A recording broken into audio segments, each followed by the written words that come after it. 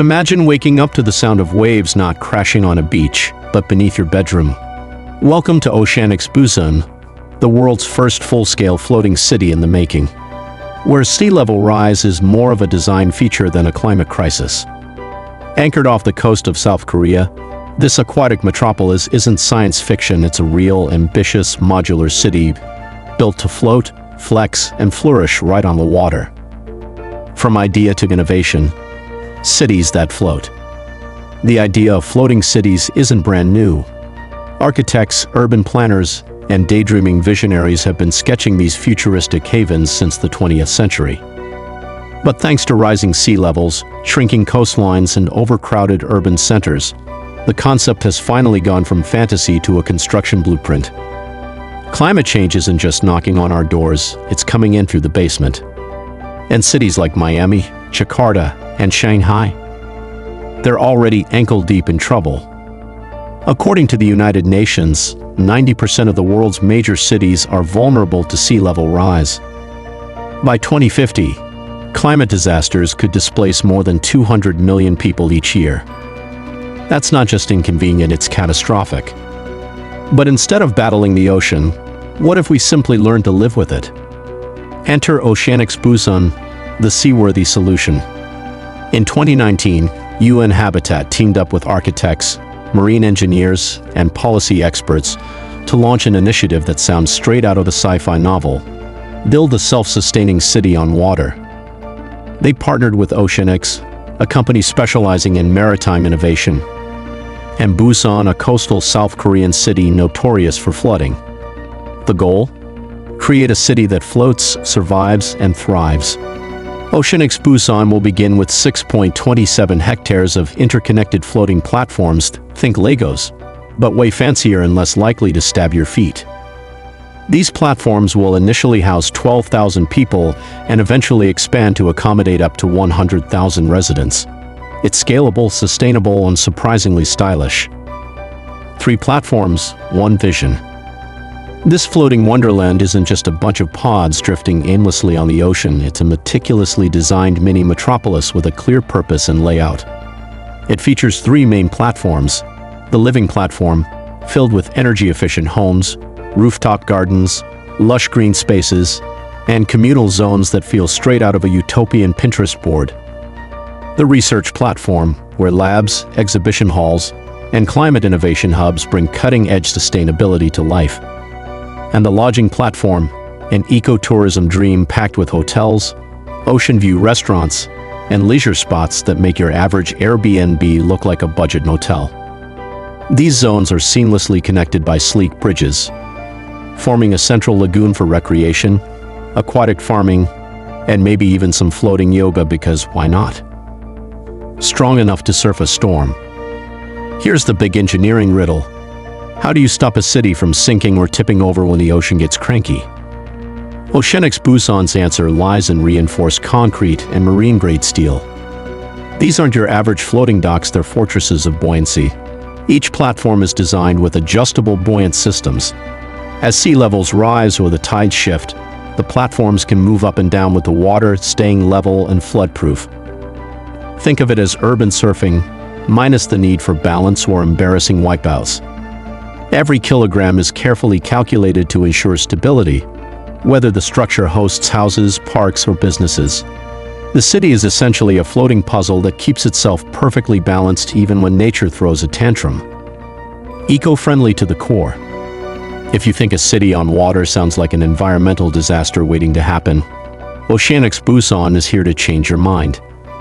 This floating city is not just sustainable, it's aggressively green. Let's start with energy. The entire city will be powered by renewables. Floating solar panels and rooftop arrays provide electricity, while strategically positioned wind turbines serve as a breezy backup. The power grid is decentralized, which means the city keeps glowing even if part of the system takes a hit.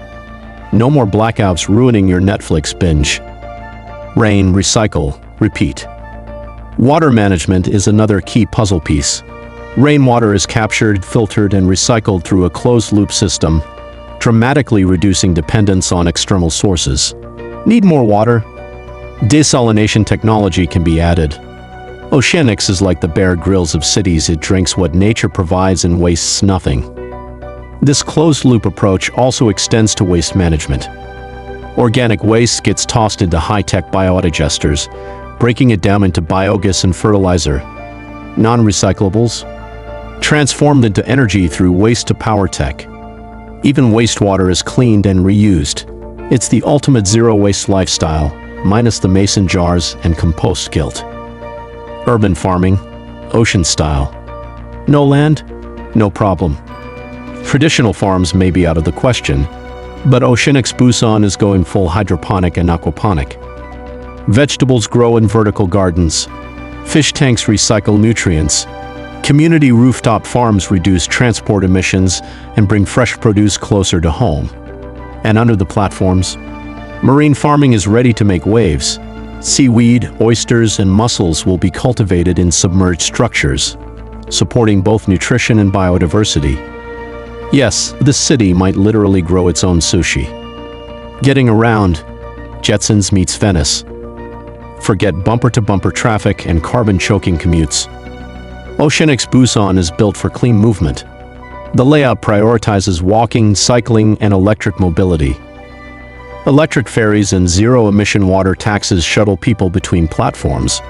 There are no fossil fuels, no exhaust, just smooth, silent gliding across crystal blue water like Uber, but with sea breezes and no surge pricing. Restoring marine life while building a city. Building on water doesn't mean destroying it. Oceanix Busan actively supports marine ecosystem recovery. Artificial coral reefs and seagrass beds will be installed underneath the platforms. These improve biodiversity, protect shorelines from erosion, and help absorb carbon dioxide. It's not just about avoiding harm, it's about giving back to the ocean, turning concrete foundations into undersea condominiums for fish. The price tag of tomorrow. Now for the budget reality check. Building a city on water isn't cheap. The estimated cost of Oceanix Busan sits between $150 million and $200 million. But when compared to the price of rebuilding cities after floods or relocating entire populations, it suddenly seems like a bargain. It's not just an investment in architecture. It's insurance against a rapidly warming world. Floating cities go global. Oceanix Busan might be the pioneer, but it's not the only one diving into aquatic urbanism. Other countries are joining the Float Fest. Maldives is constructing its own floating city with 20,000 planned residents. Designed to resemble coral formations, it's just 10 minutes from the capital, Malé. Malaysia is launching Biodiversity, a network of futuristic islands off Penang. Think autonomous transport, solar energy, and 25 kilometers of public promenade. The Netherlands is leading with practical floating architecture. In Rotterdam, a floating office built for the Global Center on Adaptation shows that even the bureaucrats are getting on board. These aren't isolated experiments, they're prototypes for a planet with vanishing shorelines. If you found this floating city as fascinating as we did, smash that like button like it's a climate crisis you're solving. Subscribe for more jaw-dropping innovations that might just save humanity, or at least give us cooler rooftops. Hit that bell so you don't miss the next wave of urban marvels. Drop your thoughts in the comments. Would you live in Oceanix Busan? And as always, stay curious and buoyant.